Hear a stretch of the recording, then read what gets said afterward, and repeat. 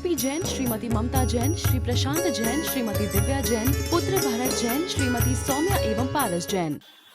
भव्य जीवों के जीवन में सुखमय जीवन को जीऊं, इस प्रकार के विचार निरंतर जीवित रहते हैं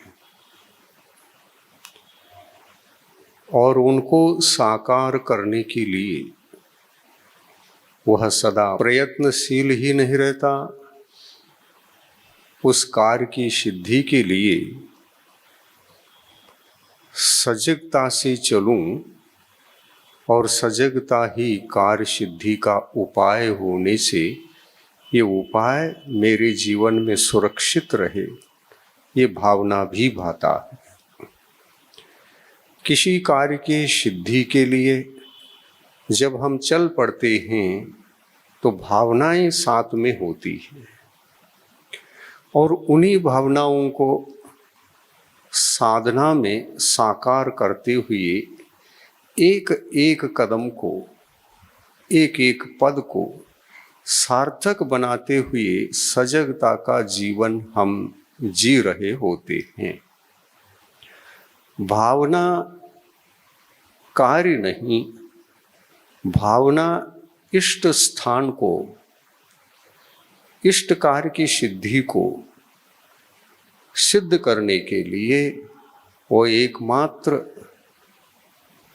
लक्ष्य को बनाए रखने के लिए, उसमें दृढ़ता को, स्थिरता का रूप देने के लिए वह एकमात्र साधन होता है जो अत्यंत सामान्य की कोटि में आ जाता है।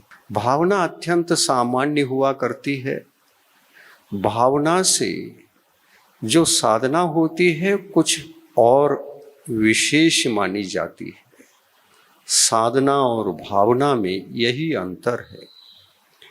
भावना के माध्यम से हम अपने आप को जुटा लेते हैं, अपने आप को बना लेते हैं और साधना वह वस्तु है, वह उपाय है, वह कारण है, वह हेतु है जिस हेतु के माध्यम से एक एक कदम हम सफलता का जीवन जी रहे होते हैं।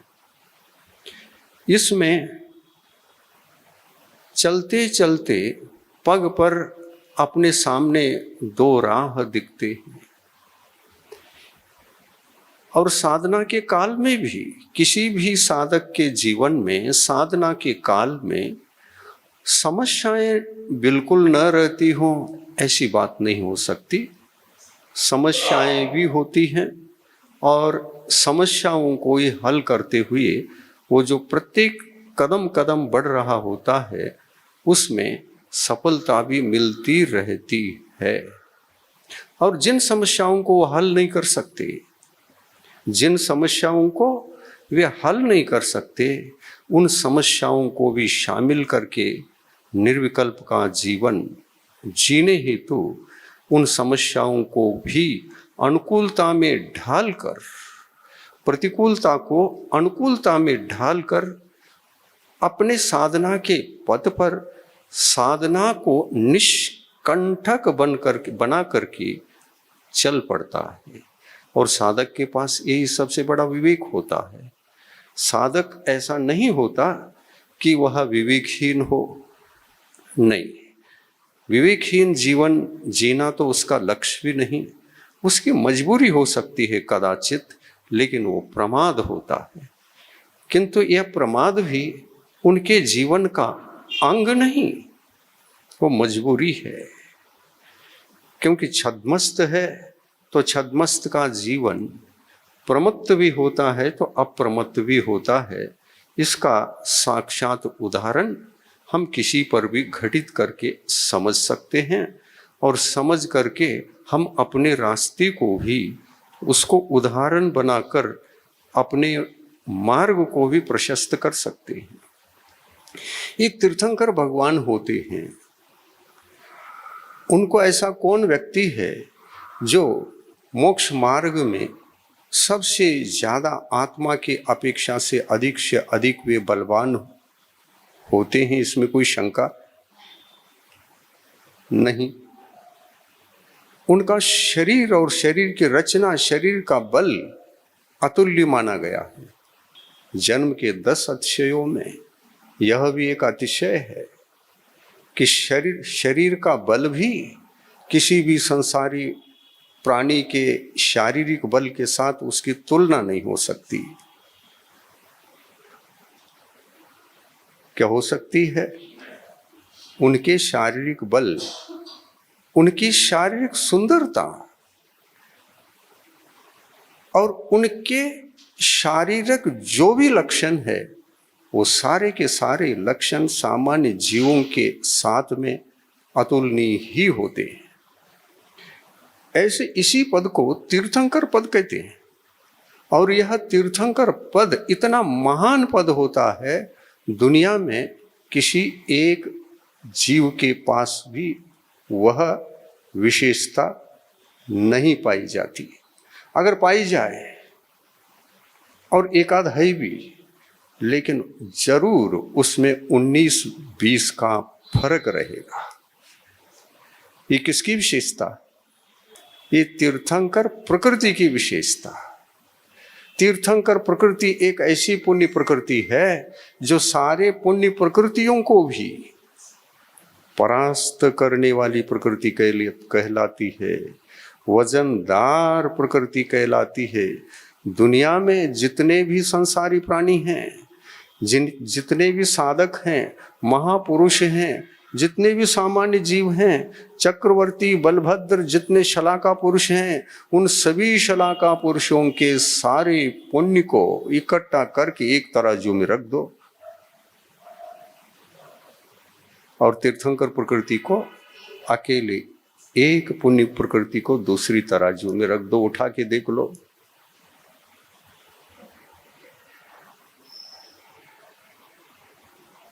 कौन सा वजनदार? तीर्थंकर प्रकृति। फिर 19-20 का फर्क रहेगा क्या? नहीं। कामदेवों को भी कामदेव कहा। क्या कामदेव से भी उल्लंघित करने वाला कोई किसी का देह हो सकता है कि नहीं? तीर्थंकर। कामदेव में भी कहीं न कहीं 1% कमी आ सकती है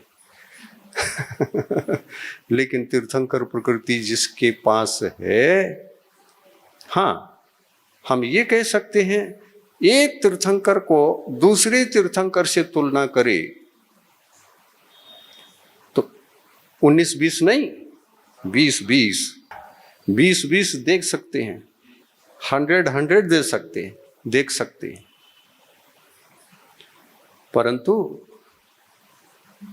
ये कभी नहीं देख सकते कि उनके समान ही सौंदर्य शरीर को धारण करने वाले, भले ही सौंदर्य शरीर को धारण कर रहे हैं, कामदेव पद पर हैं, लेकिन उनमें भी कहीं न कहीं 1% में कमी निकलेगी। और यही कारण है सौंदर्य, शरीर का सौंदर्य रूप लावण्य की अपेक्षा से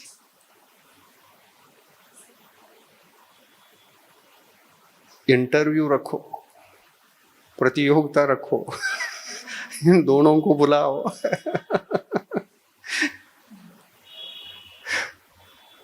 किसको इंटरव्यू में पास, किसको इंटरव्यू में फेल करोगे? 2 तीर्थंकर को बुलाते हैं, वो उदाहरण यहाँ नहीं है। यहाँ पर कामदेव को बुला लो, कैसा सुंदर शरीर रूप धारण करने वाला वज्र ऋषभ नारा सननधारी कुछ भी हो, उनको बुलाओ, तुम आ जाओ, इंटरव्यू है। एक शारीरिक लक्षण को तुलना में, उसको इंटरव्यू में रखकर तुलना करते जाओगे, कौन ऊपर उठेंगे, ये तीर्थंकर प्रकृति के पुण्य का प्रभाव है। यही कारण है कि तीर्थंकरों के पुण्य के प्रभाव को डाउन करके उससे ऊपर जाने वाला कोई एक भी आत्मा दुनिया में नहीं, 3 लोक में नहीं होता, 3 लोक में भी नहीं होता। और इसीलिए इंटरव्यू लेने की जरूरत नहीं है। तीर्थंकर है, बात खत्म।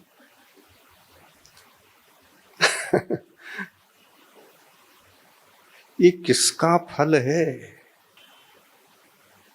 सुखी रहे सब जीव जगत के, कोई कभी न घबरावे, वैर पाप अभिमान छोड़ जग, नित्य नए मंगल गावे। पवित्र भावना। मैं भी आत्मा हूं। संसार में इतने जीव राशि हैं, सभी आत्माएं। मेरे जीवन में कुछ समस्याएं कम हैं, कम भी दिखती हैं, पर समस्या रहित तो मैं भी नहीं हूं। लेकिन मेरे से कहीं ज्यादा समस्यापूर्ण जीवन जीने वाले सारे अनंत संसारी जीव मेरे आंखों के सामने दिखाई दे रहे हैं। ये समस्याएं खत्म होनी चाहिए। मैं तो अपनी साधना के बल पर मैं खत्म करने जा रहा हूं, लेकिन मेरी जैसी साधना ही सबकी हो।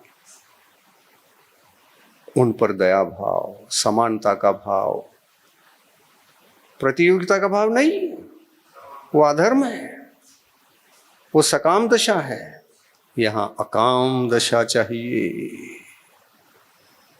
अकाम पद, गुरु पद अकाम का नाम है, और प्रभु पद का नाम भी अकाम है।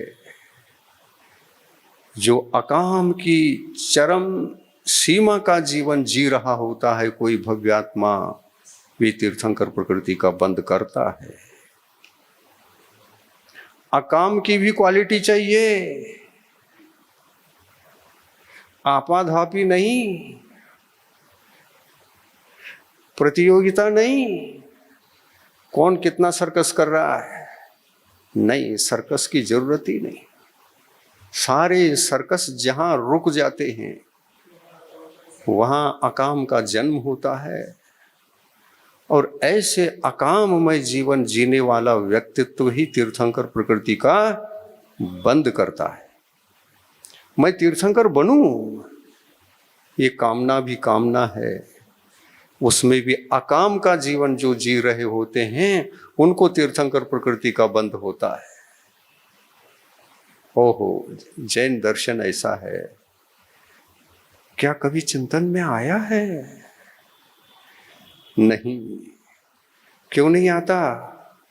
लेकिन हमारी जितनी बुद्धि, जितना क्षोभक्षम, उतना ही हम सोचकर अपने मार्ग को प्रशस्त करना जानते हैं।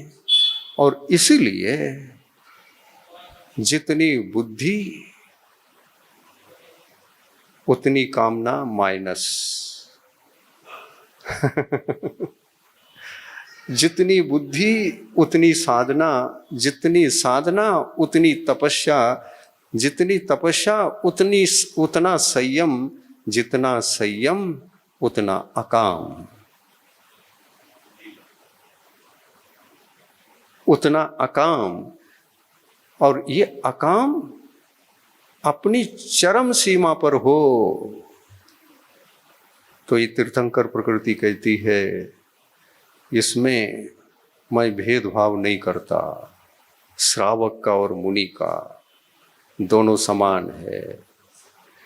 तुम भी इस पुण्य का अर्जन करने का अधिकारी हो, और हे मुनिराज तुम संयमी हो, तुम भी उसका अधिकारी हो।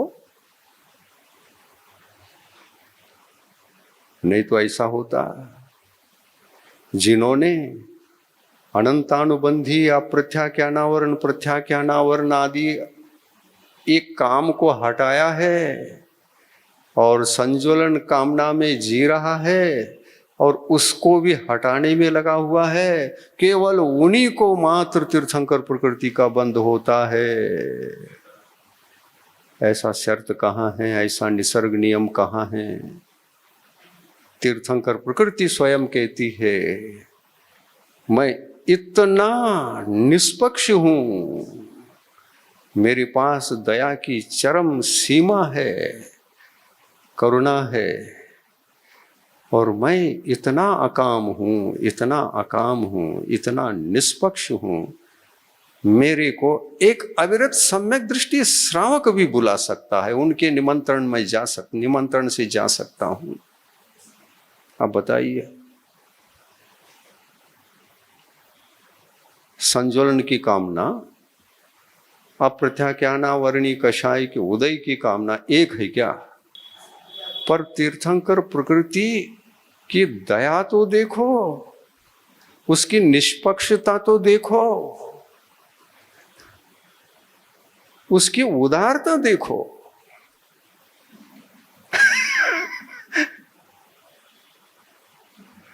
लेकिन शर्त इतना ही है कि तुम कर्म भूमि के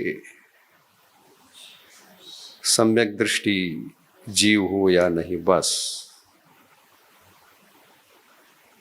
वो सनन को नहीं देखता। कितनी बड़ी बात हो गई। क्षायिक सम्यक दृष्टि कहता है मैं सनन को देखूंगा। क्षायिक सम्यक तो कहता है मैं सनन को भी देखूंगा। तीर्थंकर प्रकृति कहती है देखते रहो और अनेक के पास जाते रहो, तुम्हारे पास उदारता नहीं है। सोचो, इस सिद्धांत से सोचो, क्या क्या गहराइयां हैं जैन दर्शन में, और ये गहराइयां विदाउट स्वाध्याय के पता नहीं चलती। एक एक सब्जेक्ट को तोल तोल करके जब विचार करोगे तब उसका डीपनेस पता चलता है कि कितना डीपनेस है। क्षायिक सम्यक तो दृष्टि बनना चाहते हो तो क्षायिक सम्यक दृष्टि दर्शन ये कहता है कि देखो, पहले तो तुम वज्र ऋषभ नारायण धारी बनकर मेरे पास आओ, फिर सोचूंगा। पहला शर्त। दूसरा शर्त, तुम ऐसे वैसे कहीं भी किसी के पास रहकर मेरे को उपलब्ध नहीं हो सकते। हाँ, कर सकते हैं, लेकिन तुम्हारे पास यदि तीर्थंकर प्रकृति है तो जरा छूट दे देते। क्यों? तीर्थंकर प्रकृति का बंध क्षौक्षम सम्यक दृष्टि को भी होता है। सबसे बड़ी बात, तीर्थंकर प्रकृति का बंध क्षायक सम्यक दृष्टि को ही होता, ऐसा कुछ नियम है नहीं है। तो उदारता यहां भी है, उस प्रकृति की उदारता। वो उसके पास भी चला जा रहा है, उसके निमंत्रण को स्वीकार कर रहा है, जो क्षौक्षम सम्यक दृष्टि है। सिर्फ शर्त इतना ही, कर्म भूमि का मनुष्य हो, उसमें कोई छूट नहीं।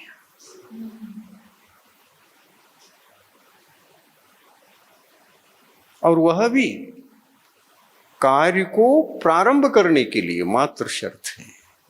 कार्य प्रारंभ हुआ, फिर तो तुम कहीं भी जाओ, तुम नरक में भी जाते हो, मैं तुम्हारे पास निरंतर आता रहूंगा, जाता रहूंगा।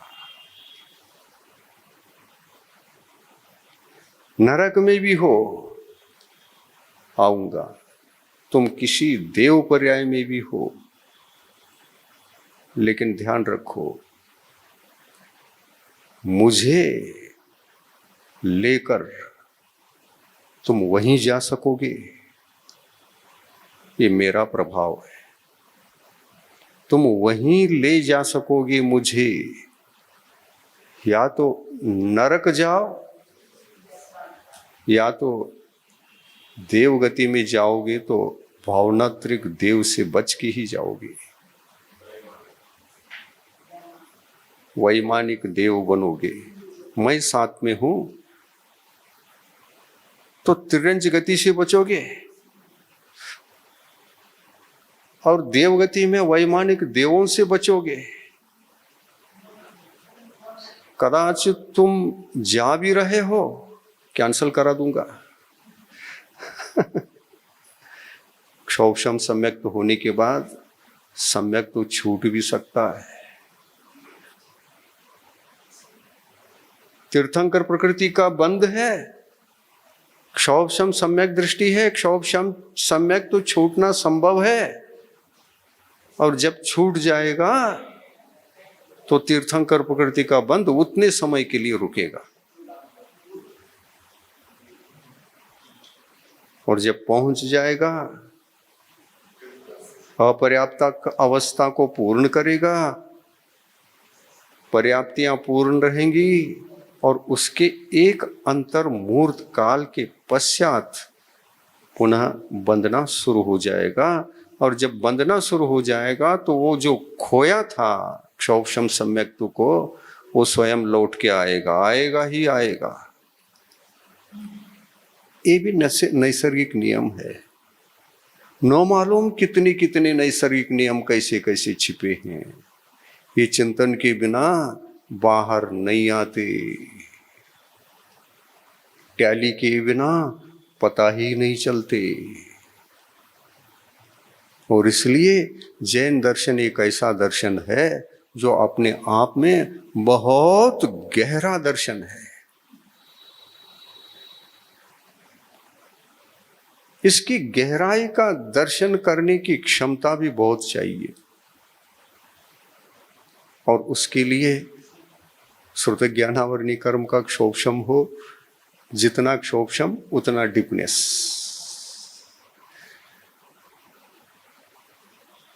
और जितना आवरण, वहां दीवार खड़ी है, उसके बाद रास्ता है, लेकिन अभी तुम्हारे लिए परमिशन नहीं है। श्रुत ज्ञानावरणी कर्म का, मति ज्ञानावरणी कर्म का ले आओ परमिशन। तो ये दीवार ऑटोमेटिक अपने चमत्कार से पीछे खिसक जाएगी।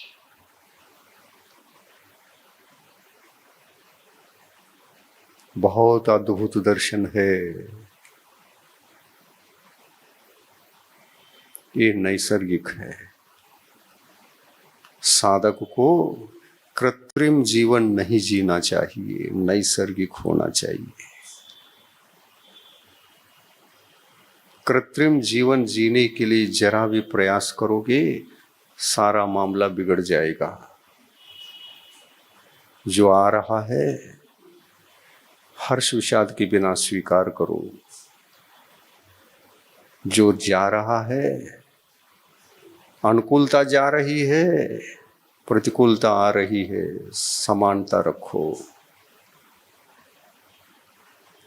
और इस समानता में तीर्थंकर प्रकृति की योग्य जो अकाम दशा चाहिए, उसके भी दर्शन हो भी सकते हैं और नहीं भी हो सकते हैं। नहीं है तो बंद नहीं होगा, और यदि है बंद प्रारंभ हो जाएगा। अद्भुत है जैन दर्शन, और अद्भुत है इस अकाम मार्ग का आदर्श अतिशयपूर्ण गहराई। अद्भुत है। मंगलाचरण में किसका मंगलाचरण किया? देवशास्त्र गुरु का। शास्त्र क्या है? जो भगवान की वाणी है, नैसर्गिक है। नैसर्गिक सिद्धांतों को उन केवली भगवंतों ने व्यक्त कर दिया। क्यों व्यक्त किया? तुमको वैसा जीना है। जो नैसर्गिक सिद्धांत से बंधा हुआ है उसको जानना भी है और उसको जीना भी है। और जीते समय कैसा रहना है? अकाम रहना है। और जो अकाम होकर नैसर्गिक जीवन जीने का साहस जुटा लेता है वो तीर्थंकर प्रकृति को बंद करने का उम्मीदवार बन जाता है। साधना और है। और ऐसे ये साधक कौन कौन से गुणस्थान वाले होते हैं ये पूछो तो कहते हैं 4 गुणस्थान वाले होते हैं, इससे ज्यादा नहीं। बंद का प्रारंभ करना चाहो तो यहां 4 गुणस्थान में रह कर के ही बंद को प्रारंभ कर सकते हैं।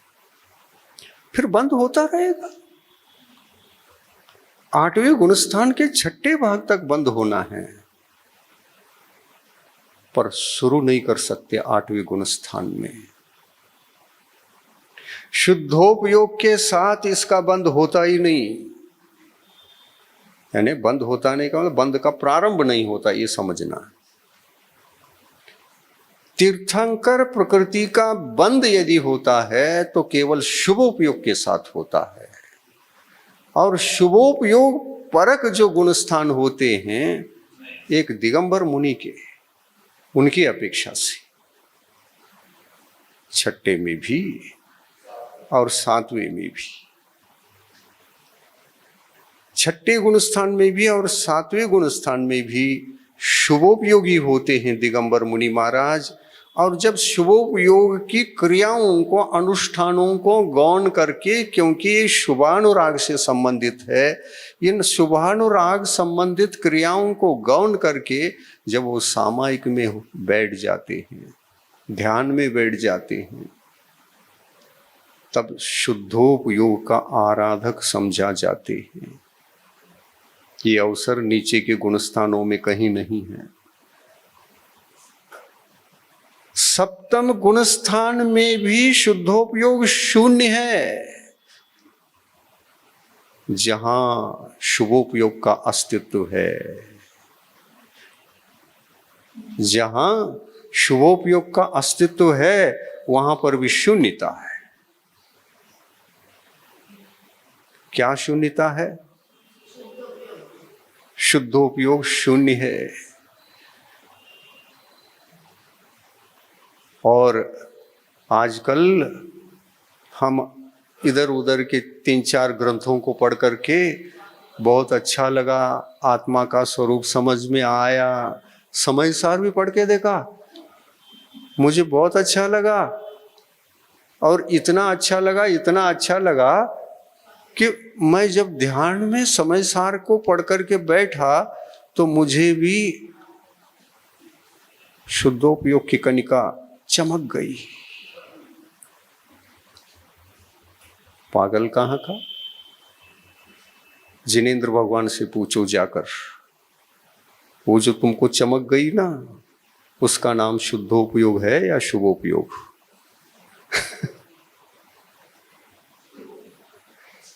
पागल हुआ, निर्णय ले लिया।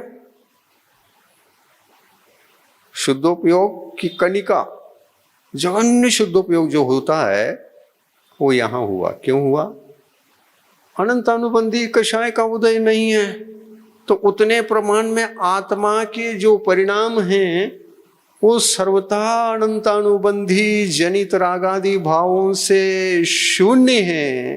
तो उतने प्रमाण में शुद्धात्मानुभूति हमको भी है। वाह! ऐसा यदि जिनेंद्र भगवान ने समझाया है तो चलो सुप्रीम कोर्ट में उन्हीं की वाणी को पढ़ करके तुम उन्हीं को चुनौती दोगे। चलो सुप्रीम कोर्ट में केस दाखिल करो, पूछो जिनेंद्र भगवान से, न्याय करो। हमने तो अनंतानुबंधी को जीतकर चौथे गुणस्थान को हासिल कर लिया था। अनंतानुबंधी जनित रागादि भाव अंश मात्र में भी नहीं थे। भगवान कहते हैं बिल्कुल नहीं थे, बिल्कुल नहीं थे, शून्य थे। तो और क्या पढ़ा तुमने? पूछ रहे हैं, सुप्रीम कोर्ट के जज हैं, बोलो, सर्वज्ञ देव हैं। एक एक प्रश्न पूछेंगे, उत्तर देते जाना। अनंतानुबंधी उदय से सहित जब तुम थे, तुम्हारे पास कौन सा उपयोग था? मैंने क्या कहा था उपयोग के संबंध में? अनंतानुबंधी के कषाय के उदय में तुम्हारा उपयोग कौन सा था, ये बताओ। अशुभोपयोग। और किस गुणस्थान तक था, इसको भी ध्यान में रखा है क्या नहीं रखा है? ये कोर्ट के निसर्ग नियम, संविधान की नियमावलियां हैं, इनको जीना पड़ेगा। क्या संविधान विरुद्ध चलोगे? और संविधान विरुद्ध चल करके तुम हमसे न्याय ले जाओगे? सर्वज्ञ देव कहते हैं, मैं जितना पूछता हूं उतना ही बोलना। बोलो, कौन सा उपयोग था? अनंतानुबंधी कषाय के उदय के काल में तुम्हारे पास कौन सा उपयोग था? अशुभोपयोग। फिर अशुभोपयोग किस गुणस्थान से किस गुणस्थान तक था? पहले से तीसरे तक। और एक उपयोग के काल में, क्योंकि उपयोग पर्याय है, उपद्रव नहीं, वो ज्ञान गुण की पर्याय है। कषाय से प्रभावित ज्ञान गुण, कषाय से प्रभावित ज्ञानोपयोग, कषाय से प्रभावित दर्शनोपयोग। दर्शनोपयोग तो निर्मल ही है, उसके बारे में ज्यादा चर्चा करने की जरूरत नहीं। ज्ञानोपयोग ही खतरनाक है, क्योंकि गुरुजी ने कहा है ज्ञान दुख का मूल है, ज्ञान ही भव का कूल। दर्शन को नहीं लिया। ज्ञान दुख का मूल है, ज्ञान ही भव का कूल। राग सहित प्रतिकूल है, राग रहित अनुकूल। चुन चुन इनमें उचित को, मत चुन अनुचित भूल। करोड़ ग्रंथ का सार है, निज बिन पर सब धूल। समय सार का सार है, निज बिन पर सब धूल। सारा सार आ गया।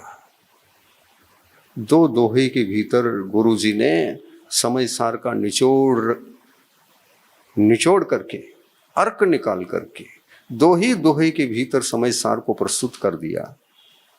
चिंतन के योग्य हैं ये दोनों, भड़कने की जरूरत नहीं है। ये दो दोहे भी अगर गहराई से समझ में आ गए, आपका साधना मार्ग प्रशस्त होगा। इतना निचोड़, ज्यादा दवाई वो लो ये लो, ज्यादा दवाई ढूंढने की आवश्यकता नहीं, लेने की आवश्यकता नहीं है। और कोई इतना बड़ा बोतल का इंजेक्शन खींच करके इंजेक्शन देने की जरूरत नहीं है। अगर वह ज्ञान जगन्य अंश में भी है और थोड़ा सा एक बूंद भी खींच करके उस दवाई को अगर आत्म प्रदेशों में छोड़ा जाता है तो आत्मा स्वस्थ हो जाती है। इतनी ताकत है। तो गुरुजी ने जो दो दोहे दिए हैं ना, वो बहुत ज्यादा तो है ही नहीं, 4 लाइन है। ऊपर के दोहे में 2 लाइन 4 ही लाइन है। 4 लाइन में कोई समय सार लिख सकता है?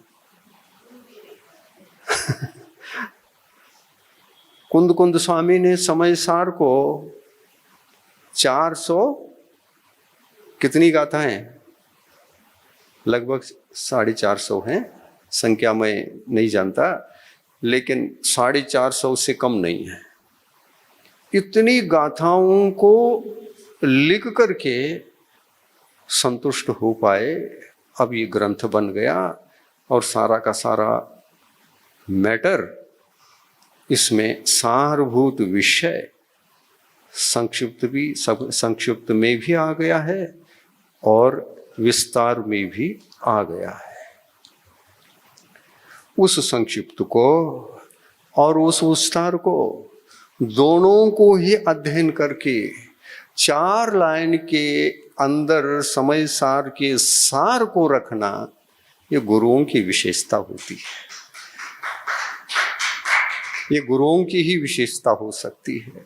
एक शोभशम होता है, एक चिंतन की गहराई होती है, और गुरु प्रसाद के माध्यम से वही गहराई उनके माध्यम से पढ़ाने के बाद उसी समय सार को अपना ज्ञानावरणी कर्म का क्षोभशम बढ़ा, और जैसे क्षोभशम बढ़ा इतना सुख मिला, इतना आनंद मिला। सुख और आनंद का जीवन जीने हेतु पुरुषार्थ का बल भी साथ दिया, और उस बल को साथ लेते हुए चिंतन को गहराते हुए हम भी चले गए, और चिंतन चिंतन चिंतन चिंतन, अब मुझे शास्त्र अनावश्यक हो गए, मैं खुद शास्त्र बन गया।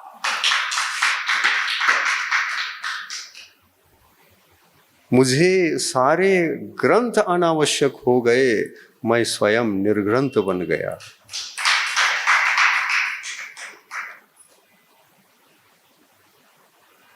और जब से निर्ग्रंथ बन गए, सारी ग्रंथियां टूटती चली जा रही हैं, भीतर की ग्रंथियां। मैं प्रतिपल उन्हीं ग्रंथियों को तोड़ने में लगा हूं। मैं जितना अकाम को और परिशुद्ध परिमार्जित करता रहूंगा, निर्ग्रंथता चमकेगी, 100 टन सोना बनेगी। और ये बन जाए तो क्या लाभ? एक भाव बचेगा, एक भाव बचेगा, बस इतना ही मेरा काम, इतना ही। वो एक भाव भी बचे या न बचे, इसमें भी आकुल व्याकुलता नहीं है, उसका भी टेंशन नहीं, उसमें भी सहजता है। और ऐसी सहजता प्रतिक्षण जीवन में जीने के लिए अनुभव में आ रहा है। अब दुनिया की ऐसी कोई एक भी शक्ति नहीं है जो मेरे को सविकल्प बना सके और मेरी निर्विकल्प दशा के मार्ग पर विघ्न बाधाएं पहुंचा सके। वो जीवन बन चुका है। अब केवल जीना है, जी रहा हूं, बस इतना ही। जो जी रहा हूं वो बहुत कुछ है, और जीना जो है शेष बहुत है, उसमें मैं साधक बनकर उसको साध रहा हूं। और गुरु जी के ये जब पद्य बनकर बाहर आए, वो मेरे लिए सभी व्याधियों के उपचार का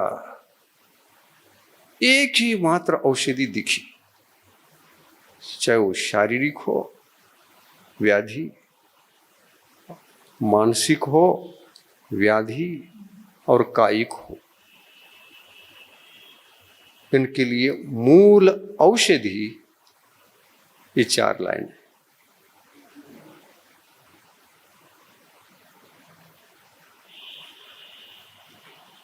यही 4 लाइन के रहस्यों को आप जब अस्पताल में पहुंचते हैं, डॉक्टर से आप अपने समस्याओं को व्यक्त करते समय, मैं बहुत चिंतित हूँ, ये रोग दूर होगा नहीं होगा, सारा परिवार का भार मेरे ऊपर है, परिवार को कैसे मैं सुखी रख सकूं, मेरे ऊपर डिपेंड है, प्रतिपल वही भी चिंतित हैं, यही हैं हाथ सहारे, यही गए तो हमारा क्या होगा। सभी अपने अपने सुख के लिए रोते हैं।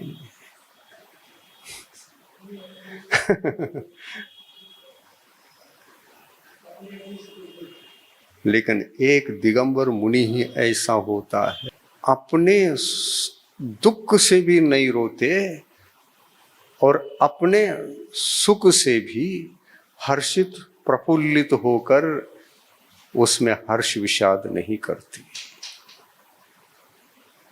वो केवल जीना जानते हैं, केवल जीना जानते हैं और वैसा जीते जी ये भावना भाते हैं, मैं जैसे जी रहा हूं ऐसे जीने की कला सबको मिल जाए तो क्या अद्भुत होगा। ये भावना करते हैं, भावना पवित्र है, कामना नहीं करते। कामना हर जगह है ही है, भावना हर जगह उपादेय है। भावना सहज होती है, भावना धर्म के कोटि में आती है और भावना इतनी निर्मल होती है, वो सहज होती है। इसलिए षोडश कारण भावनाओं के माध्यम से तीर्थंकर प्रकृति का स्वागत कर सकते हैं। और तीर्थंकर प्रकृति जैसी प्रकृति, पुण्य प्रकृति, वजनदार प्रकृति भावना के माध्यम से ही निमंत्रित हो जाती है। ऐसा कहीं लिखा है किसी ग्रंथ में, क्या बनना चाहते हो? मैं तीर्थंकर बनना चाहता हूँ। अच्छा, भावना है क्या कामना है? अरे भावना से क्या होता है? उसमें तो छटपटाना चाहिए, आकुल व्याकुल होना चाहिए।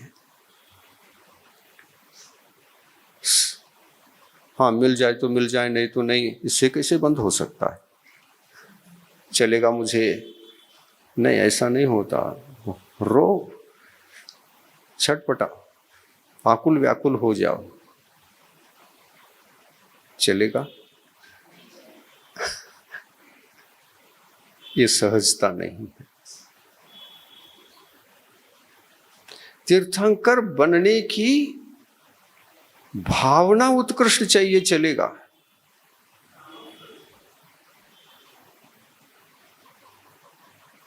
लेकिन कामना की उत्कृष्टता क्या है मालूम है ना? उसका परिचय करा दूं?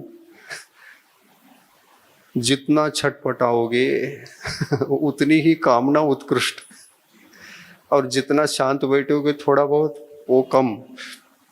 और कामना को शून्य करोगे तब कहीं जाकर भावना का उदय, और उस पवित्र भावना के माध्यम से जब एक एक कदम बढ़ाते बढ़ाते भावना के चरमोत्कृष्ट सीमा में जाओगे, तुम केवल वहां पर सहजता के अलावा कुछ नहीं बचोगे।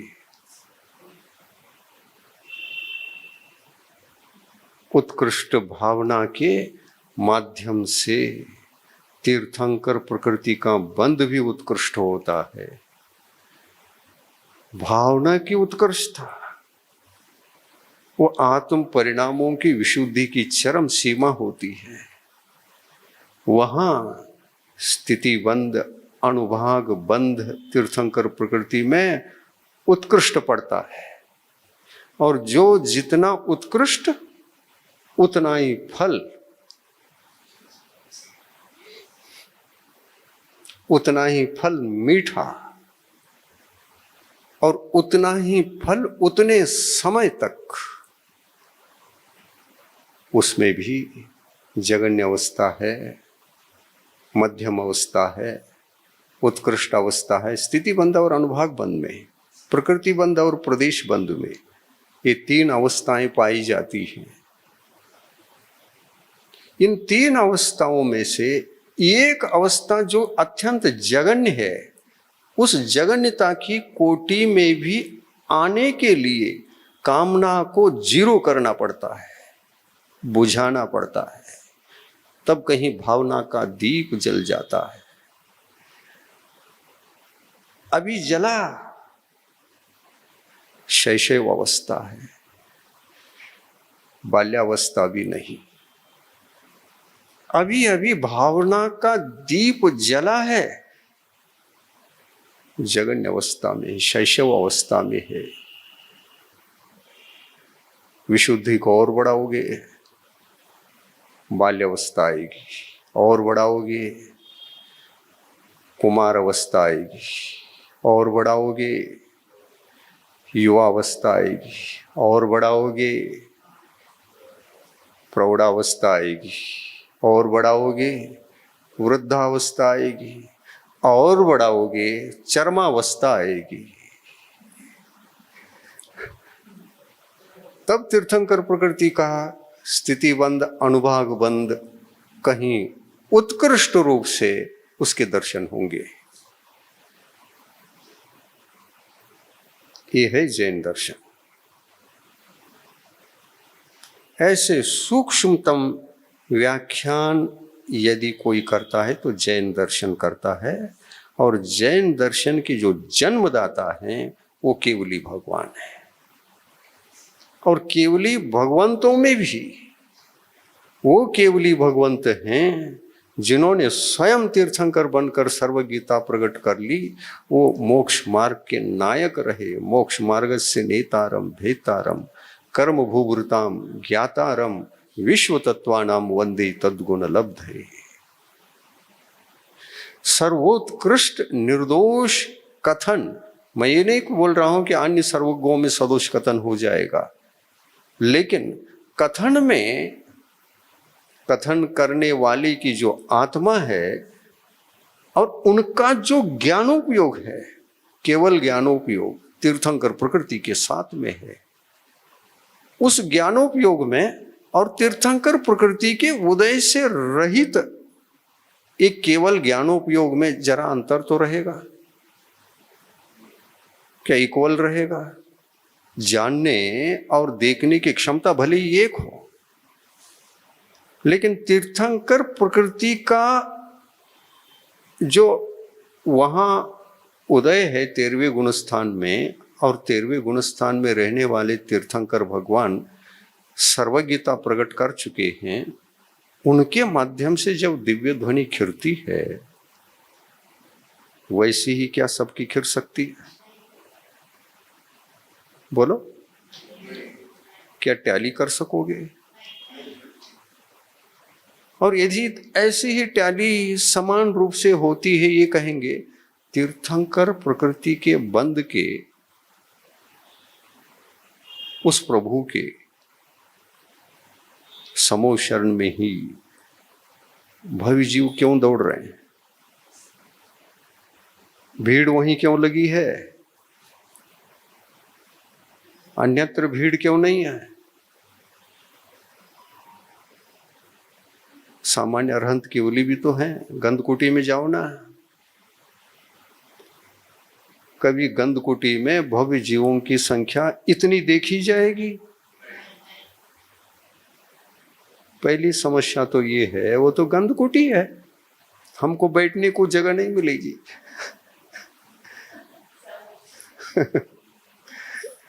वहां यहां जो सुविधाएं हैं, उन भौतिक सुविधाओं को हम वहां देख नहीं सकते, और इसलिए उसको गंधकुटी संज्ञा है और इसको समो शरण संज्ञा है। दोनों केवल ज्ञानी है, केवल ज्ञान दोनों भगवंतों में। वे जितने जानते हैं वो उनका ज्ञान भी इतना ही जानता है, लेकिन भव्य जीवों की भीड़ का कारण है सुविधाएं चाहता है। भव्य जीव क्या चाहता है? सुविधाएं। और विशेषता तो ये है संसार की दशा, उसका निसर्ग नियम तो ये है, जो लोग जहां दौड़ रहे हैं ना सब लोग भी दौड़ते हैं। भीड़ चाल तो भेड़ में होती है, भीड़ में तो भेड़ चाल होती ही है। ये नैसर्गिक नियम है, वो भी नैसर्गिक है, उसको कौन टाल सकता है। जहां भीड़ होती है, लेकिन दो कारण से होती है। समोषण से भी ज्यादा भीड़ हो सकती है। कहाँ? एक जादूगर आ जाए, एक जादूगर आ जाए, भौतिक सुख सुविधाओं के लोभ लालच में आपको बहुत कुछ दे रहा हो, समोषण में जो बैठे हैं ना, वो संख्या कम वहां की भी हो जाएगी, क्योंकि मोहनी कर्म के उदय में, उदय के प्रभाव से प्रभावित संसारी जीव जितनी शक्ति उसके प्रभाव का है उससे बाहर नहीं आ सकता। उस अनुपात में ही वो जीवन जिएगा, और इसलिए कोई भरोसा नहीं। भगवान के पास बैठा है तो बैठा है, किसी ने बोल दिया इधर आओ क्या बात है, चलो तो यहां तो आनंद आ ही रहा है, इससे ज्यादा आनंद मैं दिखाता हूं। उसको क्या पता कि दुनिया का सबसे बड़ा आनंद समोशरण की सभा में है। छद्मस्त है, कोई बात पता है और कोई बात पता नहीं है, ऐसा भी हो सकता है। अच्छा इसी बात है क्या, इससे भी अच्छा आनंद आएगा? आएगा। चलो, उनकी धारणा से उन्होंने खींच लिया, और मोहनी कर्म के उदय में तो ये पीड़ित था ही, उठ के चला गया, समोषण छोड़ के चला गया, और वहां देखा कि समोषण से ज्यादा लोग बैठे हैं वहां, और सामान्य एक व्यक्ति जादू कर रहा है, मिट्टी को सोना बना करके दे रहा है सबको। अरे भाई इतना अद्भुत, और हम समोषण से 20,000 सीढ़ियां तो सोने की थी, वहां से जरा भी घर नहीं ला पा रहे हैं। भगवान ने तो अपने सामान को जरा भी कहीं ले जाकर अपने घर ले जाने नहीं देते, वो कोई हाथ में ही नहीं आता। आ भी रहा है, लेकर के अपने जेब में डाल दिया, समोषण की सीढ़ी उतरे तो जेब खाली।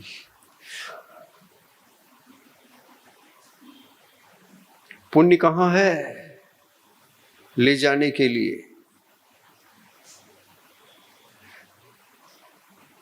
तीर्थंकर भगवान जिस घर में आहार करते हैं, रत्नों की वृष्टि नियम से होती है हर दिन। उसके घर में रत्न ही रत्न बरसते रहते हैं घर पर। कितने करोड़ हमने तो नहीं गिना, आपको गिनना हो तो गिन के बता दो।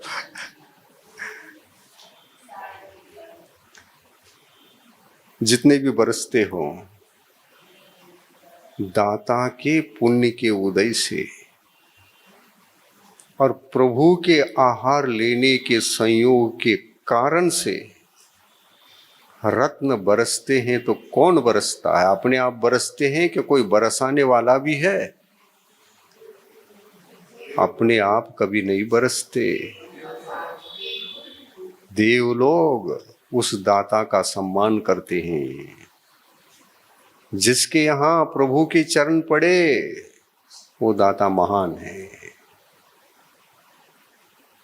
उच्च कुलाचारी है, शाकाहारी है,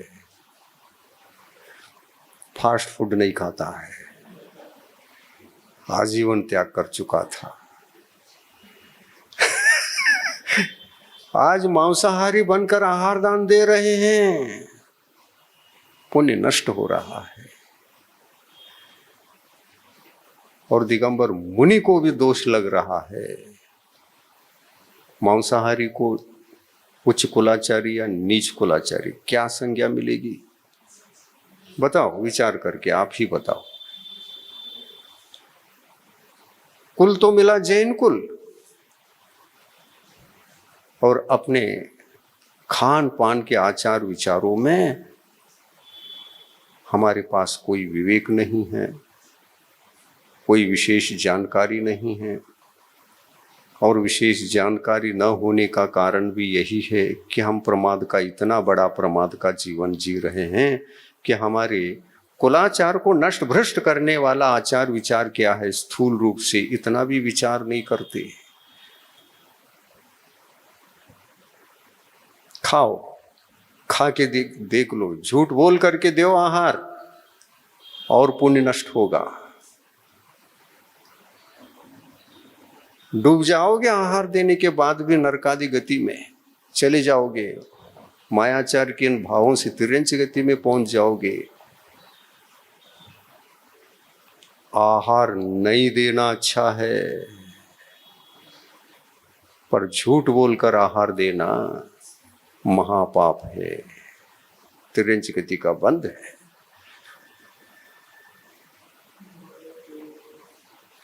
बह जाते हो, महाराज तो ऐसे कहत रहे थे, तुम तो अपना कर। अच्छा लगता है ना, मीठी लगती है उनकी बात।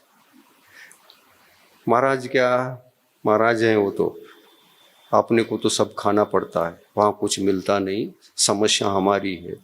क्या महाराज हल करेंगे? ये विचार आते ही कि नहीं? सच बताओ। आते हैं, आना जरूरी भी है, अच्छा नहीं। आना जरूरी है, अच्छा नहीं। आ गए, रास्ता निकल सकता है, समस्या खत्म हो सकती है। विचार के बिना कभी समस्या भी खत्म नहीं हो सकती। आना चाहिए विचार। विचार आएगा तो सोचेंगे भी। कुछ नहीं मिलता है, और एक दो दिन के लिए मैं बाहर गया हूं, तो एक दो दिन के लिए ड्राई फ्रूट्स खा लूंगा, थोड़ा सा घूम करके आ जाऊंगा। ऐसा कोई हॉस्टल मिल जाए या पता लगा लूंगा, कुछ कर लूंगा, लेकिन आजीवन त्याग ईमानदारी से करूंगा मैं यहाँ। और ऐसा ईमानदारी के साथ गुरु के वचनों पर श्रद्धा रख करके अपने आत्म के बल पर जो दृढ़ श्रद्धानी होकर संकल्प लेता है, उसका पुण्य उसको संभाल लेता है। धर्मो रक्षति रक्षितः, उसका पुण्य ही उसको संभाल लेता है, उसका धर्म ही उसकी व्यवस्था कर देता है। उत्कृष्ट पुण्य किसको बंधता है, ये भी तो देखो। धर्मात्मा को या एक कमजोर व्यक्ति को? धर्मात्मा को। पुण्य क्या है? पुण्य लक्ष्मी है। पुण्य लक्ष्मी है, वो अभ्यंतरी लक्ष्मी है। ये लक्ष्मी तुमको अकेले नहीं छोड़ती कभी। और जहां जहां जाओगे सेविका बनकर ये लक्ष्मी आगे व्यवस्था देख करके आती है, और फिर ये शक्ति भर देती है, तुमको तो वहीं जाना है, जाओगे तुम, चाबी दे दिया हमने। ये व्यक्ति वहीं जाता है जहां जाने की चाबी निश्चित हो चुकी, वहीं जाता है, वहीं रुकता है।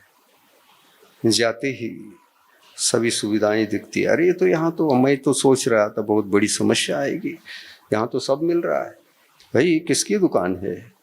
ये किसका होटल है, ये क्या है, ये कैसा अतिशय, ये लक्ष्मी का अतिशय, ये पुण्य रूपी लक्ष्मी का अतिशय। धर्मो रक्षति रक्षिता, ये वचन झूठ नहीं हो सकते, केवली भगवान के वचन हैं। इन वचनों को हमें श्रद्धा के साथ जीना है, जीने के लिए समर्पित होकर के उनको जीवन बनाना है। छोड़ो मायाचारी भावों को, छोड़ो अपने आत्मा के कमजोर प्रवृत्ति को, प्रमत्त प्रवृत्ति को। साहस धैर्य से ये कहो, गुरुजी ने तो इतनी बड़ी मेहनत की है, गौशाला खोलो, जीव दया करो। कई गौशालाएं खुल गई उनके आशीर्वाद से। मांस निर्यात रुकना चाहिए, देश के लिए उपदेश दे दिया। मांस निर्यात रुकना चाहिए, अंतिम समय तक, उनके जीवित अवस्था तक मांस निर्यात नहीं रुकी, अभी भी चल रही है। अभी भी हो रहा है कि नहीं हो रहा है? क्या बंद हुआ? हो रहा है ना? इसकी अनुमोदना हम ही कर रहे हैं। इधर गुरुजी ने गौशाला खोली, हम जीव दया भी करने लगे, लेकिन उन्होंने जितना कहा था उतना ही किया। जीव दया तो हो रही है। एक तरफ हम महानता का जीवन जीने लगे, दया करके और गुरु के वचनों को साकार करके। कई गौशालाओं को जन्म दे दिया श्रावक वर्ग ने, लेकिन उनकी आंतरिक दशा देखिए, उनके आचार विचार देखिए। ऐसे जैन समाज के कितने श्रावक हैं जो फास्ट फूड नहीं खाते? निकालो, गिनो, संख्या काउंट करो। और फिर भी मांस निर्यात रोको, ये जो उपदेश दिया था ना, वो रुकेगा कैसे?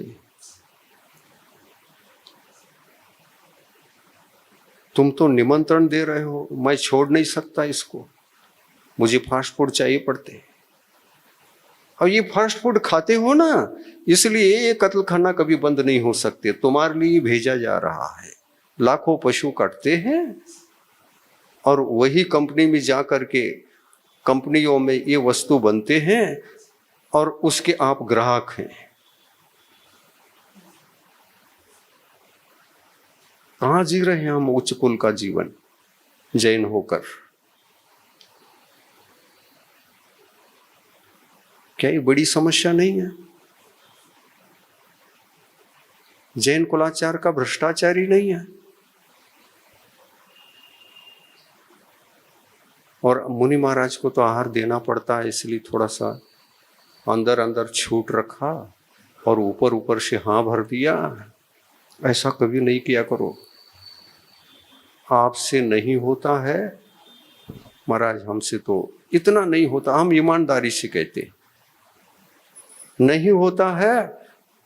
और आहार यदि आप लेना चाहिए लो, नहीं लेना चाहिए नहीं लो, ईमानदारी से। और ईमानदारी से कहो ये अच्छा है, कम से कम तिर्यंच गति से और नरक गति से बचने की ईमानदारी, ये अच्छी बात है। मायाचारी मत करो, समझो इस बात को। मायाचारी करोगे तिर्यंच गति से बच नहीं सकोगे, क्योंकि गुरु के महाव्रतों में भी तुमने दोष लगा दिया झूठ बोलकर। लगता है कि नहीं लगता पाप? सोचो अपनी बुद्धि से।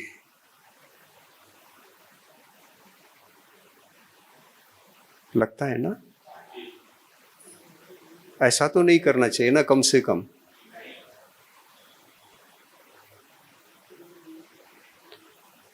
नहीं करना चाहिए। और इसलिए भी नहीं करना चाहिए कि हम खाने के अंदर तो इच्छा है। लोग कहते हैं महाराज एक आध बार ही कभी जो 1-2 दिन जाना पड़ता है, उस समय खाना पड़ता है।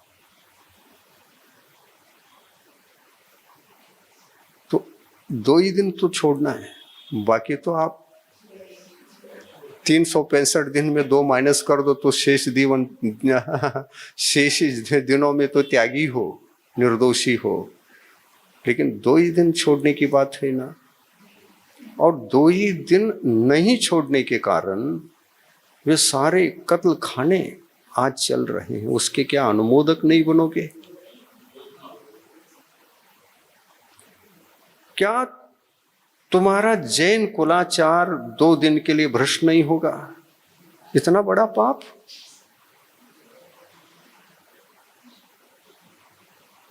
कुलाचार भ्रष्ट नहीं कहलाओगे? क्या इससे भय नहीं है? इससे चिंता नहीं है? और इतनी सरलता से कहते हैं कि इतनी सरलता से कहते हैं महाराज 2 ही दिन तो है, हम तो वैसे खाते ही नहीं है। कितनी सरलता से कह, वैसे तो खाते ही नहीं, 2 दिन ही हो। और मान के चलो 2 दिन खाते हैं, उसी दिन वहां भी कोई दिगंबर मुनि महाराज आए थे, महाराज 2 दिन के लिए मेरा छूट है, बाकी तो हम त्याग कर चुके हैं। 365 दिन में 2 ही दिन माइनस करो, हम पवित्र हैं इतने दिन के और अपवित्र हैं तो इतने दिन के। तो 2 दिन खा रहे हो ना, उस दिन आहार दान देने के भाव आएंगे कि नहीं आएंगे? बताओ, भाव आएंगे कि नहीं आएंगे? और इतने दिन त्याग किया है तो दे तो सकते हैं हम, देने के भाव आएंगे। और जा करके कहो उनसे, महाराज 2 ही दिन छूट रखा है, आप ले सकते हो तो लो। हाँ दे दो, कोई दिक्कत नहीं। उन्होंने ले भी लिया, तुमने दे भी दिया। सुबह तो खा करके आए थे ब्रेड बिस्किट वगैरह, और उस दिन दे दिया। सूतक था क्या? नहीं। उस दिन सूतक था क्या? नहीं। घर में कोई किसी की मृत्यु हो गई तो स्मशान तक हो आने मात्र से सूतक लग रहा है। शव को खा करके आए थे। पूज्य गुरुवर के श्रीमुख से कल के भाग में सुनिए 923 जीवों की कहानी, संत की जुबानी। जिन आचार विचारों में हम अपनी आत्मा को, शरीर को प्रवृत्त करते हैं, वह केवल क्रिया मात्र रह जाता। अध्यात्म के अभाव में आत्मा मुख्य रूप से और मूल रूप से जो कर्मों के बंधन अनादिकाल से चले आ रहे हैं, उन कर्मों के बंधनों को तोड़ने का शायद सन्मार्ग भी पता न चलता। इस कार्यक्रम के पुण्यार्जक हैं श्री आर.पी. जैन, श्रीमती ममता जैन, श्री प्रशांत जैन, श्रीमती दिव्या जैन, पुत्र भरत जैन, श्रीमती सौम्या एवं पारस जैन।